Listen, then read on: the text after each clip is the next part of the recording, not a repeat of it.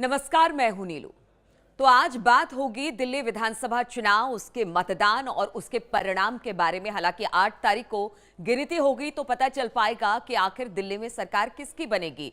आप एक बार फिर से सरकार में आएगी या बीजेपी का जो सूखा था दिल्ली में वो खत्म होगा।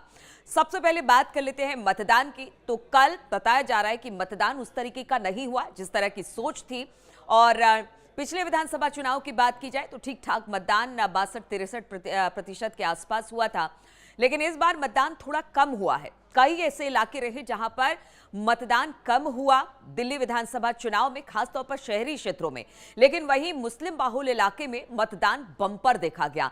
60% से ऊपर कई सारे जो मुस्लिम बाहुल इलाके थे वहां पर मतदान हुआ है। वहां पर मतदाता खुलकर बाहर निकले हैं, चाहे वो सीलमपुर हो या फिर मजनू का टीला हो या बाकी जगह पर हो, हर जगह करावल नगर हो, इसके अलावा चांदनी चौक हो, हर जगह पर अच्छा खासा मतदान हुआ। लेकिन नई दिल्ली सीट पर जिस तरह का मतदान होना चाहिए था उस तरह का मतदान नहीं हुआ।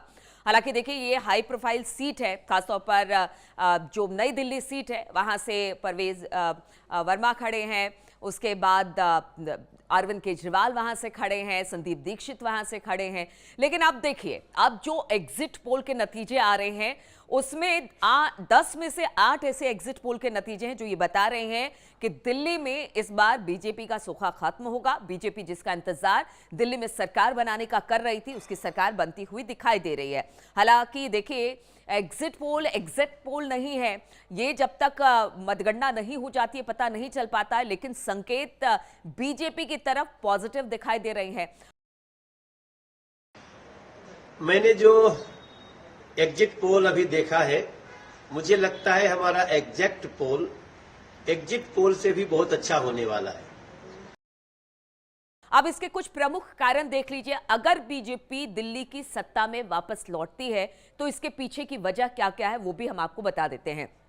चुनाव प्रचार इस बार खास तौर पर आपके भ्रष्टाचार को लेकर बीजेपी ने किया।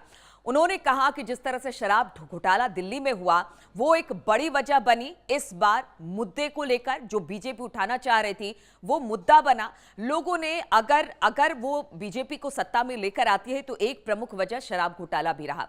दूसरा, वादे। आपने बहुत सारे वादे किए दिल्ली की जनता से, लेकिन उन वादों पर आप खरा नहीं उतरी, जिसकी वजह से जनता का मोह भंग आपसे होगा अगर दिल्ली में बीजेपी की सरकार आती है। तीसरा बड़ा मुद्दा बना यमुना के पानी को लेकर बड़ा बवाल मचा। लगातार प्रचार के दौरान यमुना के जल, यमुना में जहर मिलाने या फिर साफ यमुना की बात सामने आई, वो भी एक प्रमुख कारण। यानी 3 कारण हो गए।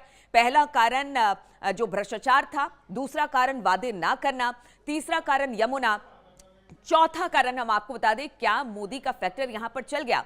नरेंद्र मोदी ने जिस तरह की बातें की कि आप नहीं आपदा है, दिल्ली की जनता इस आपदा से त्रस्त आ चुकी है, वो भी एक बड़ा मुद्दा दिल्ली चुनाव में बना। और अगर 5वें मुद्दे की बात की जाए तो मुख्यमंत्री योगी आदित्यनाथ हिंदुत्व की बात यहां पर बीजेपी करती दिखाई दी।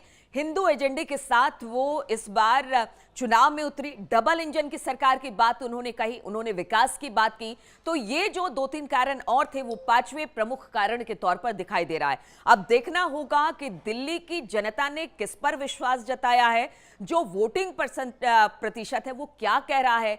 कम वोटिंग प्रतिशत क्या आपके लिए अच्छी खबर लेकर नहीं आएगा, बीजेपी के लिए अच्छी खबर लेकर आएगा, या जो मुस्लिम बहुल इलाके में जो मतदान हुआ है और भारी भरकम मतदान हुआ है वो आपके लिए अच्छी खबर लेकर आएगा शहरी क्षेत्रों में, या फिर बहुत सारी ऐसी जगह है जहां पर लोग खुलकर मतदान करने नहीं निकले, उसके क्या मायने हैं। तो 8 तारीख का इंतजार करना पड़ेगा। लेकिन अगर बीजेपी सत्ता में आपको उखाड़ कर आती है तो कुछ प्रमुख कारण हमने आपको बताया, जिसमें से 5 प्रमुख कारण है। जो प्रचार हुआ उसको लेकर बीजेपी जबरदस्त तरीके से अपने सारे दिग्गजों को उसने खड़ा किया। हालांकि आपने भी जबरदस्त कैंपेनिंग कर ली है और अब जनता वोट कर चुकी है। मतगणना के दिन यह पता चल पाएगा कि आखिर दिल्ली में किसकी सरकार बनेगी। मैं सबसे पहले तो दिल्ली की जनता का बहुत बहुत धन्यवाद करता हूं कि उन्होंने इतने भारी उत्साह के साथ में मतदान किया। और ये निश्चित है कि 8 तारीख को कमल खिलेगा, क्योंकि इतना भारी मतदान ये केवल बदलाव के लिए है। ये दिल्ली को अच्छा बनाने के लिए है, दिल्ली के अच्छे भविष्य के लिए है। तो मैं सभी का बहुत बहुत धन्यवाद करता हूँ। कांग्रेस को भी एक सीट मिल सकती है और आप पार्टी की सीटें भी कम हो रही है अब। देखिए, एक बात तय है कि दिल्ली में कमल खिल रहा है, दिल्ली में भारतीय जनता पार्टी की सरकार बन रही है। तो हमारे सामने चुनौती रहेगी कि जो सारी 11 साल की नाकामियां थी, हमें उसको तो ठीक करना ही है। बहुत सारे अच्छे काम करने हैं। मोदी जी के साथ में मिलकर दिल्ली में एक अच्छी सरकार बनेगी, दिल्ली में सुशासन देंगे, दिल्ली में यमुना मैया को साफ़ करेंगे, दिल्ली में झुग्गी वालों को उनका पक्का मकान देंगे और हमारे बेरोजगार बच्चों को रोजगार देंगे। बहुत सारे काम करेंगे। आप कितने कॉन्फिडेंट हैं? अरविंद केजरीवाल आपकी अपोजिट में लड़ाई लड़ रहे हैं, तो आप कितना अभी आत्मनिर्भर आत्मविश्वास से दिखाई दे रहे हैं? देखिए, अरविंद केजरीवाल जी पूरे कॉन्फिडेंट है कि वो हार रहे हैं।